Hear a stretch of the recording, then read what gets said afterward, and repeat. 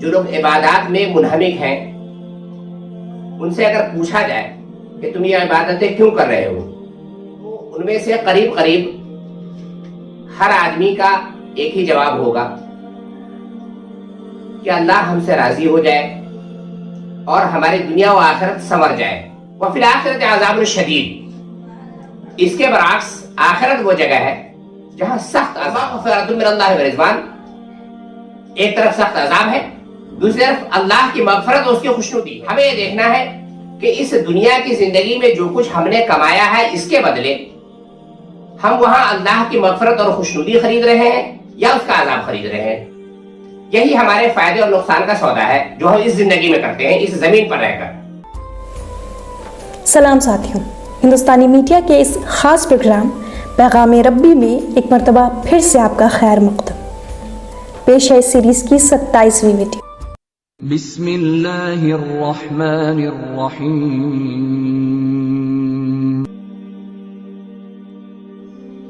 نحمده ونصلي على رسوله الكريم، اما بعد، اعوذ باللہ من الشیطان الرجیم، بسم اللہ الرحمن الرحیم۔ اعلموا انما الحیاة الدنیا لعب ولہو وزینۃ وتفاخر بینکم وتکاثر فی الاموال والاولاد كمثل غيث أعجب الكفار نباته ثم يهيج فتراه مصفرا ثم يكون حطاما وفي الآخرة عذاب شديد ومغفرة من الله ورضوان وما الحياة الدنيا إلا متاع الغرور سابقوا إلى مغفرة من ربكم وجنة عرضها كعرض السماء والأرض أعدت للذين آمنوا بالله ورسله ذلك فضل الله يؤتيه من يشاء والله ذو الفضل العظيم ما أصاب من مصيبة في الأرض ولا في أنفسكم إلا في كتاب من قبل أن نبرأها إن ذلك على الله يسير صدق الله العظيم۔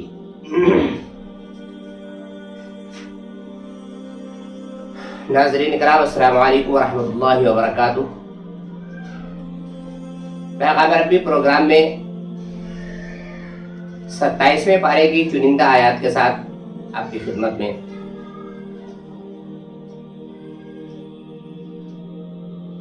ناظرین، ویسے تو 27ویں پارے میں دو بڑے اہم واقعات تھے۔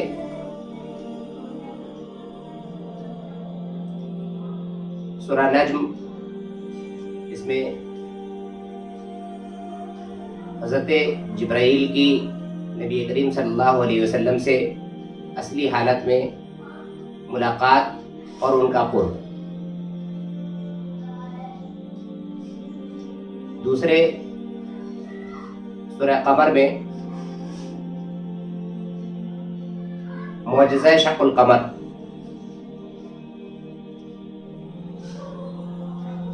تیسرے سورہ رحمان کے اندر جن و انس دونوں کو خطاب کرتے ہوئے رب العالمین کا وہ پیغام کہ تم اپنے رب کی کن کن نعمتوں کو جھٹلاؤ گے۔ یہ ساری چیزیں تھیں، لیکن اس کے باوجود بھی ہم نے انہیں چھوڑ کر پارہ 27 سورہ حدید کی آیت نمبر 20 سے 23 ان 3 آیتوں کو اپنا موضوع بنایا۔ اس کی جو خاص وجہ مجھے لگی، آج 27ویں رمضان ہے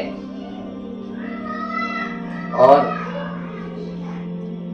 راجح قول کے مطابق شب قدر کی رات ہے۔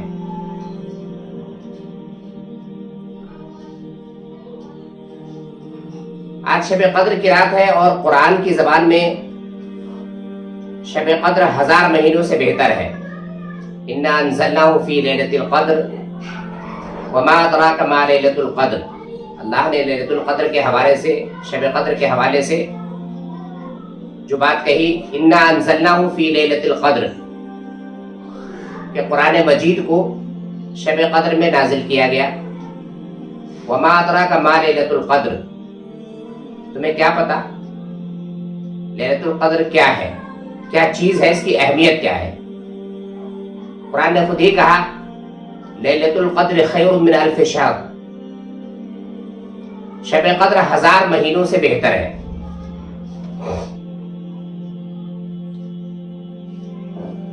اب سوال یہ پیدا ہوتا ہے کہ ابتدائی اسلام سے آج تک اس رات میں لوگ انتہائی خشوع و خضوع کے ساتھ پوری رات عبادات کا اہتمام کرتے ہیں. اب ذرا غور کیجئے، جو لوگ عبادات میں منہمک ہیں ان سے اگر پوچھا جائے کہ تم یہ عبادتیں کیوں کر رہے ہو، تو ان میں سے قریب قریب ہر آدمی کا ایک ہی جواب ہوگا کہ اللہ ہم سے راضی ہو جائے اور ہماری دنیا و آخرت سنور جائے، اور مرنے کے بعد اللہ ہمیں جنت الفردوس عطا فرمائے. میرے خیال سے قریب قریب ہر آدمی یہی جواب دے گا.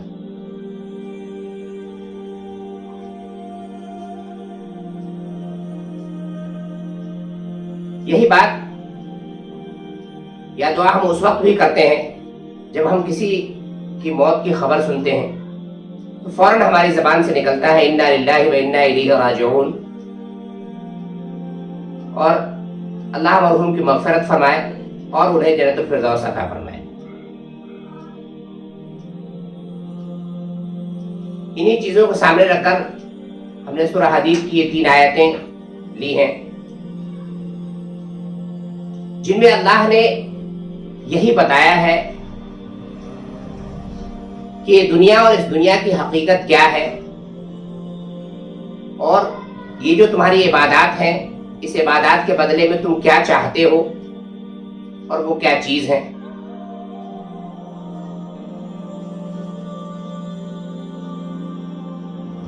اللہ نے فرمایا اعلموا انما الحیات الدنیا لعب ولہو وزینۃ وتفاخر بینکم وتکاثر فی الاموال والاولاد.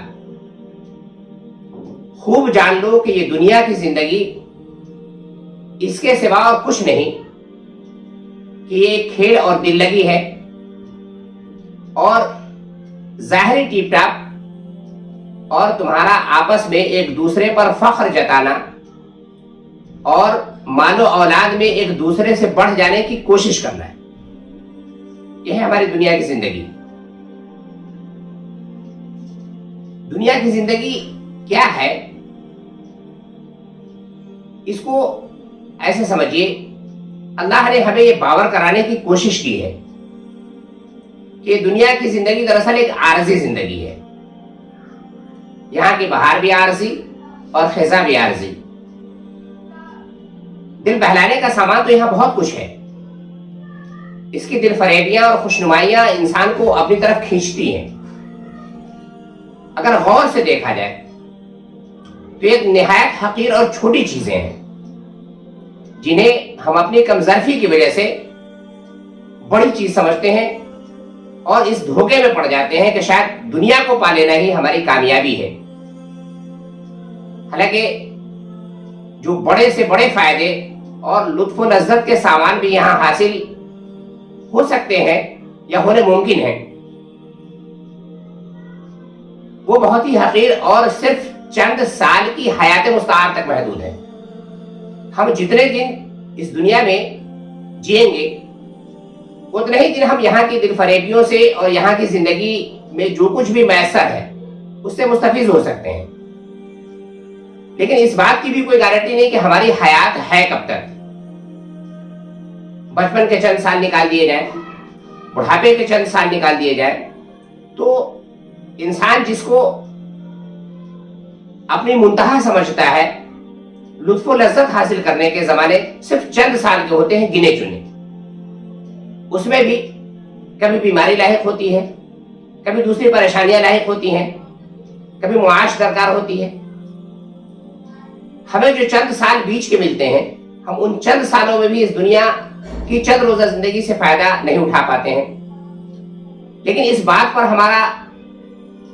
ہم سب کا یقین ہے کہ اس کے بعد جو زندگی ہے وہ ابدی زندگی ہے، اس میں کب تک رہنا ہے اور کیا کیا چیزیں اس کے ساتھ پیش آنی ہے، اسے ہم سنتے تو رہتے ہیں لیکن کبھی ہم نے دھیان دینے کی اس پہ نہ ضرورت سمجھی اور نہ ہی ہمیں لگتا ہے، کیونکہ آخرت جو ہے وہ انسان کی آنکھوں سے چھپی ہوئی چیز ہے۔ جو چیز انسان کو دکھتی نہیں اس پر اس کا یقین کم ہو پاتا ہے۔ ایسی حالت دراصل انسانی فطرت کی وجہ سے ہے۔ کبھی کبھی انبیاء کے ساتھ بھی اس طرح کے واقعات پیش آئے۔ حضرت ابراہیم علیہ السلام نے بھی اللہ سے ایک مرتبہ دعا کی تھی، رب ارنی کیف تحیی الموتى، کہ اللہ میں دیکھنا چاہتا ہوں کہ تو مردوں کو کیسے زندہ کرے گا۔ اللہ نے اس میں پوچھا بھی تھا کیا تمہیں اس کا یقین نہیں؟ حضرت ابراہیم نے کہا نہیں، بلا ولکن لیطمئن قلبی، نہیں یقین تو ہے اس بات پہ، پھر بھی چاہتا ہوں اطمینان قلب ہو جائے، کیونکہ دکھ نہیں رہا تھا۔ تو جب انبیاء جیسی بزرگ برگزیدہ شخصیتیں بھی کبھی کبھی اس طرح کی چیزیں رکھتی ہیں تو ہمارے سامنے چونکہ آخرت ہوتی نہیں، آخرت کی زندگی ہمارے سامنے صرف یا تو کتابوں میں ہوتی ہے یا لوگوں کے بیانات میں ہوتی ہیں، جو ہم ایک کان سے سنتے ہیں دوسرے کان سے اڑا دیتے ہیں۔ ہمیں آخرت کی زندگی پر یقین نہیں ہوتا، اس لیے ہم اس دنیا کی چند روزہ زندگی میں کھو جاتے ہیں۔ حالانکہ اس دنیا کی زندگی سے اللہ نے یہ نہیں کہا کہ اس دنیا کی زندگی میں تم تارک الدنیا ہو جاؤ۔ ترک دنیا اسلام کا کبھی بھی خاصہ نہیں رہا، اسلام نے ترک دنیا کو کبھی پسند نہیں کیا۔ روحانیت کا سلسلہ اسلام میں نہیں رہا، روحانیت جس سے پہلے لوگوں نے اپنائی خود وہ بھی اس پہ ٹک نہیں سکے۔ اسلام نے یہاں کی زندگی سے فائدہ اٹھانے کی بات کہی تو ہے، وَلَا تَنْسَ نَصِيبَكَ مِنَ الدُّنْيَا، جو کچھ تم دنیا سے لطف اندوز ہو سکتے ہو اسے بھی حاصل کرو، لیکن اسی میں کھو مت جاؤ۔ اسلام کا اصل مقصد یہ ہے کہ اس دنیا کی زندگی کو ہی اپنا سب کچھ مت سمجھ لو۔ یہ ہمارے پاس چند سال کی بہت حقیر زندگی ہوتی ہے، وہ بھی مستعار ہوتی ہے، پتہ نہیں کب ہو جائے۔ اور کبھی کبھی ایسا ہوتا ہے کہ تقدیر کی ایک ہی گردش خود اس دنیا میں ان سب پر جھاڑو پھیر دینے کے لیے کافی ہوتی ہے۔ اس کے برعکس اللہ نے یہ بتانے کی کوشش کی ہے کہ آخرت کی زندگی ایک عظیم اور ابدی زندگی ہے، وہاں کے فائدے بھی عظیم اور مستقل ہیں اور نقصان بھی عظیم اور مستقل ہے۔ اگر فائدے مستقل ہیں تو نقصان بھی مستقل ہے۔ اگر اتفاق سے ہم یہاں چند روزہ زندگی میں خود کو کامیاب سمجھ بھی بیٹھے تو اس کے بعد کی جو ابدی زندگی ہے، اگر وہاں ہم ناکام ہو گئے تو ہمارے لیے ایک مستقل خسارہ ہے۔ کسی نے اگر وہاں اللہ کی مغفرت، اس کی خوشنودی پالی تو اس کو ہمیشہ ہمیشہ کے لیے وہ نعمت نصیب ہوگی جس کے سامنے دنیا بھر کی دولت اور حکومت بھی ہیج ہے۔ اور اگر اتفاق سے کوئی وہاں عذاب میں گرفتار ہو گیا، اس نے اگر دنیا میں وہ سب کچھ پا بھی لیا جو اس کے خیال سے یا اس کے نزدیک بڑی چیز سمجھتا تھا، تو بھی اسے معلوم ہو جائے گا کہ اس نے بڑے خسارے کا سودا کیا۔ اسی لیے اللہ نے انسان کو آگاہ کرتے ہوئے بتایا کہ انما الحیات الدنیا لعب و لہو، اس دنیا کی زندگی ایک کھیل اور دل لگی کے علاوہ کچھ نہیں ہے۔ اور اس کی جو زینت ہے دنیا کی، ظاہر ٹیپ ٹاپ، وَتَفَاخُرٌ بَيْنَكُمْ وَتَكَاثُرٌ فِي الْأَمْوَالِ وَالْأَوْلَادِ، تمہارا آپس میں ایک دوسرے پر فخر جتانا، مال و اولاد میں ایک دوسرے سے بڑھ جانے کی کوشش کرنا، اس کو ایسے سمجھو۔ اس کی مثال کمثل غیث، اس کی مثال ایسی ہے جیسے ایک بارش ہوئی، اعجب الکفار نباتہ ثم یہیج فتراه مصفرا ثم یکون حطاما، جیسے ایک بارش ہو گئی تو اس سے پیدا ہونے والی نباتات کو دیکھ کر کاشتکار خوش ہو گیا، فترہ مصفرہ، پھر کیا ہوا، ثم یکون حطاما، پھر وہی کھیتی پک جاتی ہے اور تم دیکھتے ہو کہ زرد ہو گئی اور پھر وہ بھس بن کر رہ گئی۔ وفی الآخرۃ عذاب شدید، اس کے برعکس آخرت وہ جگہ ہے جہاں سخت عذاب ہے. ومغفرۃ من اللہ ورضوان، ایک طرف سخت عذاب ہے، دوسری طرف اللہ کی مغفرت اور اس کی خوشنودی ہے. ہمیں یہ دیکھنا ہے کہ اس دنیا کی زندگی میں جو کچھ ہم نے کمایا ہے اس کے بدلے ہم وہاں اللہ کی مغفرت اور خوشنودی خرید رہے ہیں یا اس کا عذاب خرید رہے ہیں. یہی ہمارے فائدے اور نقصان کا سودا ہے جو ہم اس زندگی میں کرتے ہیں، اس زمین پر رہ کر. پھر اللہ نے متنبہ کیا لوگوں کو کہ اگر تمہاری سمجھ میں نہیں آ رہا ہے تو پھر میری بات سمجھ لو. وَمَا الْحَيَاةُ الدُّنْيَا إِلَّا مَتَاعُ الْغُرُورِ، دنیا کی زندگی ایک دھوکے کے سوا کچھ نہیں. پھر کیا کرنا ہے؟ آپ یاد ہوگا آج کی رات میں لوگ پوری رات عبادت کرتے ہیں اور اس عبادت کا صرف ایک مقصد ہوتا ہے جسے اللہ نے کہا وَسَابِقُوا إِلَى مَغْفِرَةٍ مِّن رَبِّكُمْ، دوڑو اپنے رب کی مغفرت وجنہ اور اس کی جنت کی طرف. عرضها كعرض السماء والارض، جس کی وسعت آسمان و زمین جیسی ہے. یہی بات اللہ نے سورہ آل عمران کے آیت نمبر 133 میں بھی کہی تھی. سارعوا الى مغفرة من ربكم وجنة عرضها السماوات والارض اعدت للمتقین. اللہ نے بتایا تھا کہ سمجھے کہ یہ جنت ان لوگوں کے لیے ہے جو متقین ہیں. ایسی جنت کی طرف دوڑو. سارعوا الى مغفرة من ربكم وجنة، اپنے رب کی مغفرت اور جنت کی طرف دوڑو. آج کی پوری رات اور اس سے پہلے جو شب قدر کی چند راتیں گزری ہے، ایک اور اس کے بعد بھی باقی ہے، ان ساری عبادتوں میں اور پورے رمضان میں تلاوتوں کے ذریعے سے، نمازوں کے ذریعے سے، تراویحوں کے ذریعے سے جتنے لوگوں نے نیکیاں حاصل کرنے کی کوشش کی، ان سب کا صرف ایک ہی مقصد تھا کہ اللہ کے یہاں انہیں ابدی سکون حاصل ہو اور جنت میں اسے جگہ مل جائے. اللہ نے اس کا راستہ خود بتا دیا. سابقوا الی مغفرۃ من ربکم وجنہ، اپنے رب کی مغفرت اور اس کے جنت کی طرف دوڑو. عرضها كعرض السماء والارض، جس کی وسعت زمین و آسمان کے برابر ہے، اور وہ تیار کی گئی تھی اعدت للذین آمنوا باللہ ورسولہ، یہ ان لوگوں کے لیے تیار کی گئی ہے جو اللہ اور اس کے رسول پر ایمان لائے ہیں. سورہ آل عمران میں بتایا تھا اعدت للمتقین، متقین کے پورا ایک مجموعہ تھا اس کا. یہاں اللہ نے اسے پھر وہی بات کہی اعدت للذین آمنوا باللہ ورسولہ، یہ ان لوگوں کے لیے تیار کی گئی ہے جو اللہ پر اور اس کے رسول پر ایمان لاتے ہیں، جو لا الہ الا اللہ محمد رسول اللہ کا اقرار کرتے ہیں. جو اس کا اقرار کر لیتے ہیں وہ اپنے آپ اس بات کا اقرار کر لیتے ہیں کہ ان کی ساری زندگی اسلامی زندگی ہو گئی. اسلامی زندگی کیا چیز ہے؟ ویسے تو لوگ اس کو بڑا آسان سمجھتے، لوگ بتاتے ہیں اسلام پہ عمل کرنا بہت آسان ہے، حالانکہ یہ ان کی غلط فہمی ہے. اس کو کسی شاعر نے سمجھانے کی کوشش کی تھی کہ اگر کوئی آدمی اسلامی زندگی میں قدم رکھتا ہے تو یہ شہادت گاہ الفت میں قدم رکھنا ہے. لوگ آسان سمجھتے ہیں مسلمان ہونا، لوگ صرف اس بات کو آسان سمجھتے ہیں کہ وہ اللہ اور اس کے رسول پر ایمان لے کہہ دیں گے ان کا کام ہو جائے گا. دراصل ساری زندگی جب تک اللہ اور اس کے رسول کے حکم کے مطابق نہ ہو تب تک نہ وہ آمنوا باللہ ورسولہ کے مصداق ہو پاتے ہیں، نہ ہی وہ جو کلمہ پڑھتے ہیں اس کلمے کا اعتراف کر پاتے ہیں عملی زندگی میں.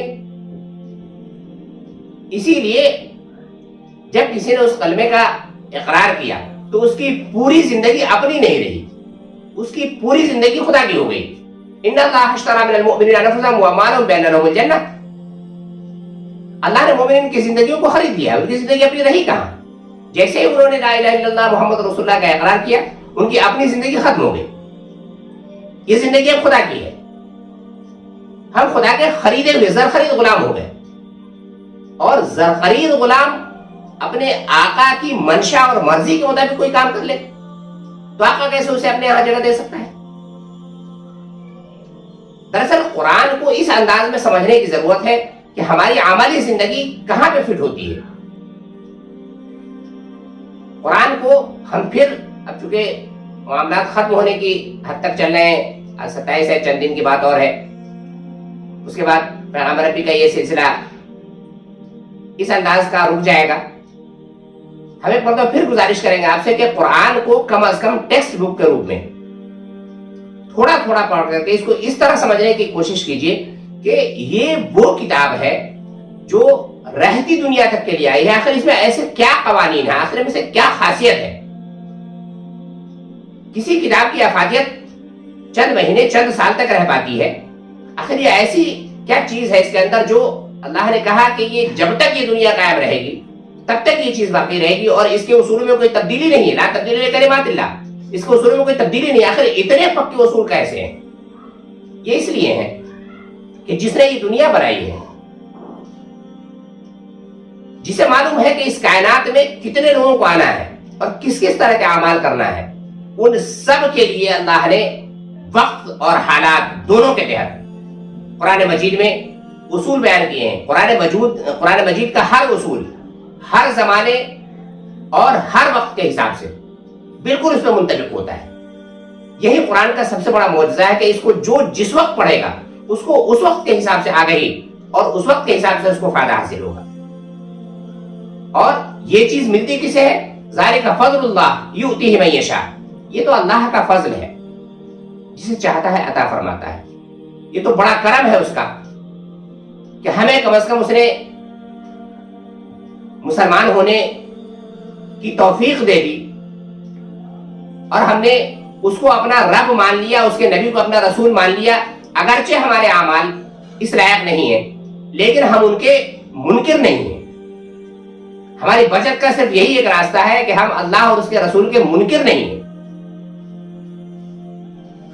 ہم فاسق ہو سکتے ہیں, گنہگار ہو سکتے ہیں, فسق و فجور میں مبتلا ہو سکتے ہیں, لیکن کم از کم ہم کفران نعمت سے بچے ہوئے ہیں, وہ بھی ظاہری طور پہ. ہماری طور پہ ہم بھی کفران نعمت کرتے ہیں, یہ الگ بات ہے کہ ہم اس کو کفران نعمت کے طور پہ نہیں سمجھتے ہیں, اس لیے اس بات کی امید رکھتے ہیں کہ اللہ جو ہے اسے درگزر کرے گا. یہ اللہ کا بڑا فضل ہے. ذالک فضل اللہ یؤتیہ من یشاء. یہ اللہ کا بڑا فضل ہے, جسے چاہتا ہے وہ عطا فرماتا ہے. واللہ ذو الفضل العظیم. وہ بڑے فضل والا ہے, بڑا فضل کرنے والا ہے. آخری آیت ہماری ہے ما اصاب من مصیبت فی الارض ولا فی انفسکم الا فی کتاب من قبل ان نبرأها ان ذلک علی اللہ یسیر. آپ کو یاد ہوگا بچپن میں ہم لوگوں کو یہ پڑھایا جاتا تھا تو بتایا جاتا تھا بالقدر خیرہ و شرہ من اللہ تعالی. تقدیر, نوشتہ تقدیر اچھی ہو یا بری, جیسی بھی ہو یہ اللہ کی طرف سے, اس پر ایمان رکھا جاتا تھا. ایمان مفصل کا ایک حصہ تھا جو بچپن میں ہم لوگوں کو پڑھایا جاتا تھا مدارس کے اندر. ابھی لوگ اپنے بچوں کو ایمان مفصل یاد کراتے ہیں لیکن وہ صرف زمانی حد تک ہوتا ہے, جس کا اسے کوئی لینا دینا نہیں ہوتا ہے. نہ آدمی اس کو خود سمجھتا ہے, نہ اپنے بچوں کو سمجھانے کی کوشش کرتا ہے, نئی دنیا کو سمجھانے کی کوشش کرتا ہے, نہ آدمی سمجھنے کی کوشش کرتا ہے. ہماری بدقسمتی صرف یہیں سے شروع ہوتی ہے کہ ہم نے کسی چیز کو طوطے کی طرح رٹ تو لیا, نہ ہم نے اسے سمجھنے کی ضرورت سمجھی, نہ اس کی افادیت سے ہم فائدہ اٹھا پائے. آخری آیت جو ہے وہ قرآن کے نوشتہ تقدیر سے ریلیٹ. ویسے تو تقدیر کیا ہے؟ یہ ایک اندھیرا ہے.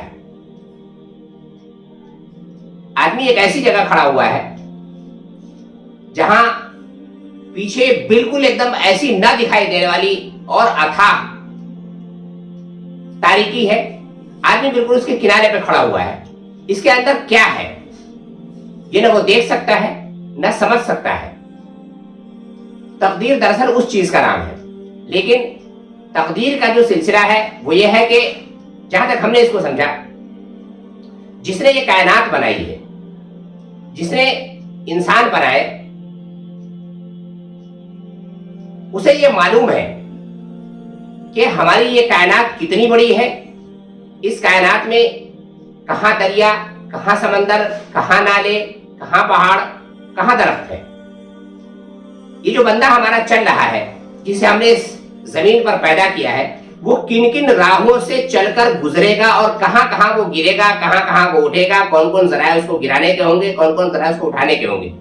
یہ دراصل تقدیر کا ایک حصہ ہے. ہم اس وقت تقدیر نہیں سمجھائیں گے آپ کو, یہ ہم نے آپ کو ہلکا سا اشارہ کر دیا. تقدیر یہ ہے, تقدیر بنانے والے کو یہ معلوم ہے کہ کہاں کیا چیز ہے، کب کیا چیز، کون سی کنڈیشن پیش آئے گی، اس کنڈیشن سے کون اگر نکل سکتا ہے تو اس کے نکلنے کے ذرائع کیا ہوں گے، اور اگر نہیں نکل سکتا ہے تو اس کے ڈوبنے کے ذرائع کون سے ہوں گے۔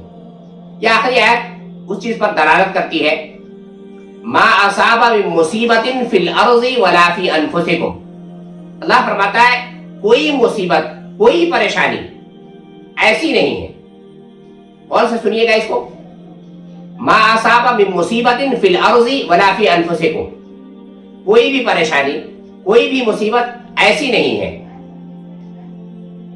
جو زمین میں یا تمہارے اپنے نفس پر نازل ہوتی ہو، زمین پہ آتی ہو یا تمہاری جانوں پر آتی ہو، اور ہم نے اس کو الا فی کتاب من قبل ان نبرأھا، اور ہم نے اس کو پیدا کرنے سے پہلے ایک کتاب میں لکھ نہ رکھا ہو۔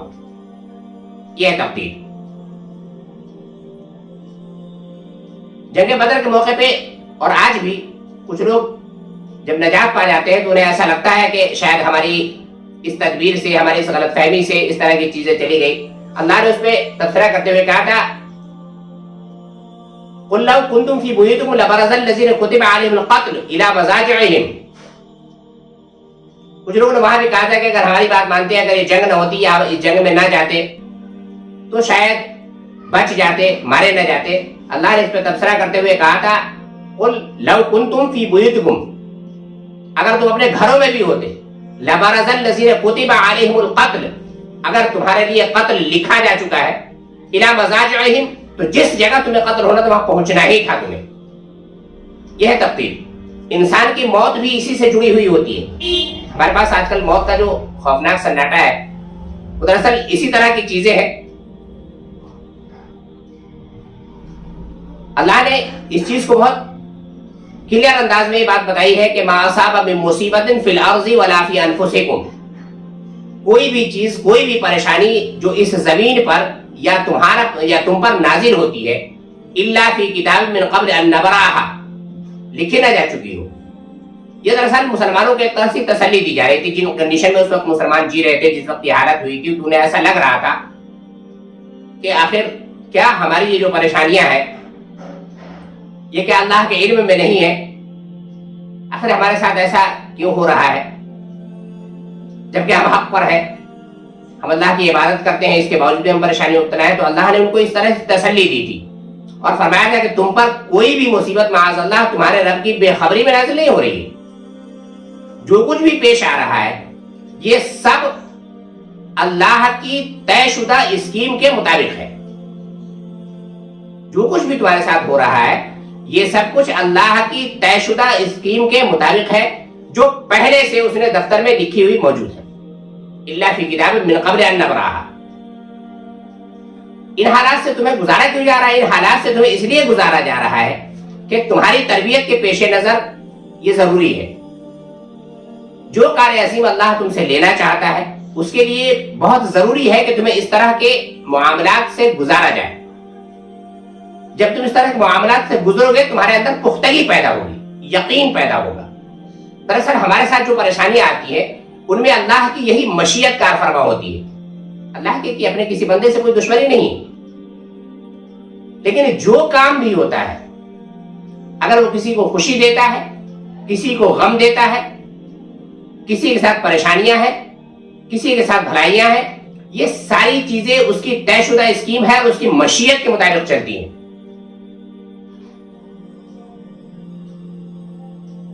کوئی چیز بھی اللہ کی بے خبری میں نہیں ہے اور اس کی مشیت سے باہر نہیں ہے۔ خدا کی مشیت کو سمجھ پانا یہ انسان کے بس کی بات نہیں ہے، اس بات کو سمجھ لیجیے گا۔ دراصل ہم اس کی مشیت تک پہنچ نہیں پاتے، اسی لیے ہمیں گھبراہٹ اور پریشانی ہوتی ہے۔ اللہ نے اس بات کو بتایا کہ یہ ساری چیزیں پہلے سے لکھی جا چکی ہے اور ان ذالک علی اللہ یسیر، اللہ کے لیے کوئی مشکل کام نہیں ہے۔ اس نے تمہیں رحم مادر کے اندر جس انداز میں رکھا، رحم مادر سے وجود میں لانے کے بعد سے لے کر آخرت کی زندگی کا تمہارے ساتھ جو کچھ بھی ہونا ہے یہ ایک طے شدہ اسکیم اور مشیت کے مطابق ہے۔ لیکن یہ مشیت چونکہ تمہاری سمجھ میں نہیں آتی اس لیے تم پر گھبراہٹ تاری ہوتی ہے. گھبراؤ نہیں, یہ جو کچھ بھی ہو رہا ہے اللہ اس سے بے خبر نہیں ہے. نظر کار اللہ, اس سے اللہ کے لیے بہت آسان ہے کسی چیز کو, اور اگر وہ خود چاہتا اپنی تکوینی قوت سے بہت سارے کام لے سکتا تھا, لیکن تکوینی قوت سے ہر جگہ کام اگر لے لیا جائے تو پھر فرشتوں کے سامنے جو تمہیں خلیفہ ہونے کی حیثیت سے پیش کیا گیا تھا اور بتایا گیا تھا فرشتوں کے سامنے, کیا سمجھے کہ تم میں وہ صلاحیت اور وہ طاقتیں مخفی ہیں جو خدا کا نائب بناتی ہیں تمہیں. اگر تمہیں ان چیزوں سے گزارے بغیر اگر یہ چیز اپنا دیا جائے تب تو یہ ایک طرح کا دھوکہ ہو جائے گا. تمہیں ان حالات سے اسی لیے گزارا جاتا ہے. تو ناظرین, آج کی ہماری جو یہ آیات تھی وہ ان چیزوں کو ہی دکھا رہی تھی کہ ہمیں کہاں جانا ہے, اس دنیا میں کس انداز میں رہنا ہے, کس چیز کی کوشش کرنی ہے, اور جو کچھ ہمارے ساتھ پیش آتے ہیں اللہ اس سے واقف ہے یا نا واقف ہے. غور کیجئے گا, پھر سے سمجھیے گا, اسے کوشش کیجئے گا. وآخر دعوانا الحمدللہ رب العالمین. فبأي آلاء ربكما تكذبان. वीडियो पसंद आए तो लाइक, शेयर और चैनल सब्सक्राइब करें. शुक्रिया. पैगाम रब्बी के ज़रिए मेरा मकसद इस्लाम की सही तालीम को आम करना है और मेरे असलाफ बुजुर्ग हजरात जो दुनिया से चले गए उनके लिए इसालो सवाब है.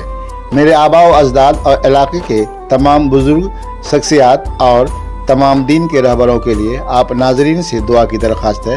मिन जानिब शाहिद कामरान, हिंदुस्तानी मीडिया.